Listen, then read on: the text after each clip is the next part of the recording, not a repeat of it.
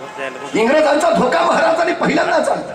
व्यापार करायला आले, हे घरात उंदीर तैसे इंग्रज पोखरून ठेवतील राज्य सगळं.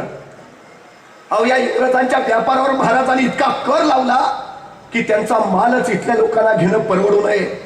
1 रुपया किलो मीठ होतं. महाराजांनी इंग्रजांच्या मिठावर कर किती लावला? किलोला 10 रुपये. म्हणजे त्यांचं मीठ किती किलो कसं किलो झालं?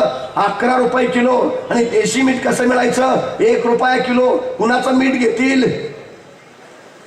आपल्या लोकांचं. इंग्रजांचा व्यापार नाही चालणार इथं. इथले उद्योग भरभराटीला यावे असं धोरण अवलंबलं महाराजांनी.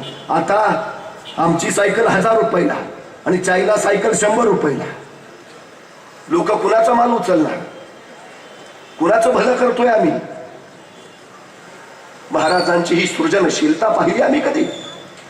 एखाद्या मुलाला विचारावं, काय रे मोबाईल इम्पोर्टेड आहे, घड्याळ इम्पोर्टेड आहे, पेन इम्पोर्टेड आहे, तूच बरा इम्पोर्टेड नाही. काय अभिमानच राहिला नाही. अहो शिवाजी महाराजांनी सुरतेवर छापा मारला इंग्रजांच्या वखारीवर.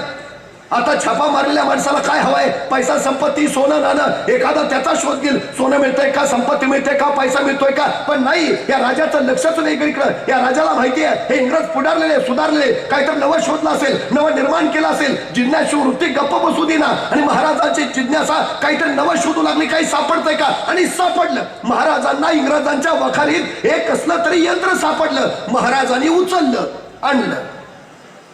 काय आहे माहित नाही, कशाचं आहे माहित नाही, पण काहीतरी वेगळं दिसतंय एवढं फक्त माहिती आहे. आणलं उचलून. बरं आता उचलून आणलं ते काय आहे ते खुडबुड केलं 2 दिवस. पण काय आहे? ज्ञान मिळवण्यासाठी नम्र व्हावंच लागतं. महाराजांची जिज्ञासा वृत्ती बघा. इंग्रजांकडनंच पळवून आलं यंत्र. महाराजांनी परत इंग्रजांनाच पत्र लिहिलं. काल ते छापा मारलेला आणलंय तुमचं यंत्र उचलून. पण ते कशाच आहे सांगता का? आता कशाला इंग्रज सांगतायत कशाच आहे? पण महाराज गप्प नाही बसले. शोध घेताना लक्षात आलं हे छपाई करायचं यंत्र आहे. उत्तम उत्तम. अरे ग्रंथ छापता येतील, पुस्तकं छापता येतील, ज्ञान प्रवाहित करता येईल, तळागाळापर्यंत पोहोचवता येईल. हे यंत्र चालू केलं पाहिजे, हे छपाई यंत्र चालू केलं पाहिजे. महाराजांनी पुन्हा इंग्रजांना पत्र लिहिलं. ते छपाई यंत्र चालवणारा माणूस पाठवता का? कशाला इंग्रज पाठवतायत? जेवढा काळ महाराज सुरतमध्ये होते तेवढा काळ त्यांनी ते यंत्र चालू करायचा प्रयत्न केला, पण जमलं नाही.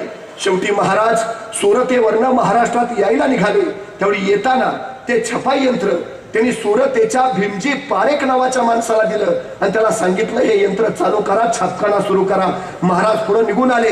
पण महाराजांनी दिलेल्या यंत्राच्या बळावर त्या भीमजी पारेखनं हिंदुस्थानातला पहिला छापखाना सुरू केला. आजही तुम्ही सुरतमध्ये गेला तर तो छापखाना आहे. त्या छापखान्याचं नाव आहे श्री शिवाजी छापखाना.